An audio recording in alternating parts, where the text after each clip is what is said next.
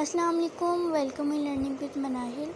आज हम सीखेंगे कि हम किस तरह गूगल ड्राइव इंस्टॉल कर सकते हैं।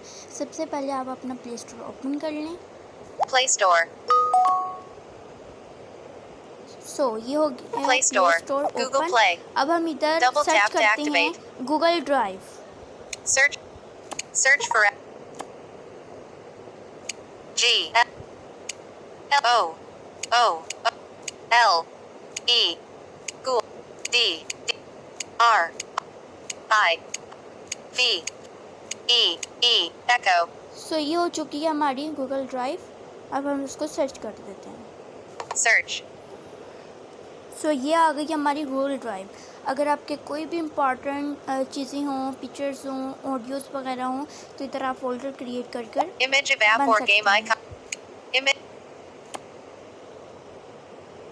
screen 1 of 5 Google Play 2 of screenshot 4 3 of screenshot 4 4 of 5 screenshot back तो अब हम Play इसको Store कर लेते हैं screenshot install button out of open icon of verified by Play Protect ये अभी हो रही है हमारी इंस्टॉल। इस पे आप कुछ भी कर सकते हैं। आप अपना अकाउंट बना about कर this app सकते हैं।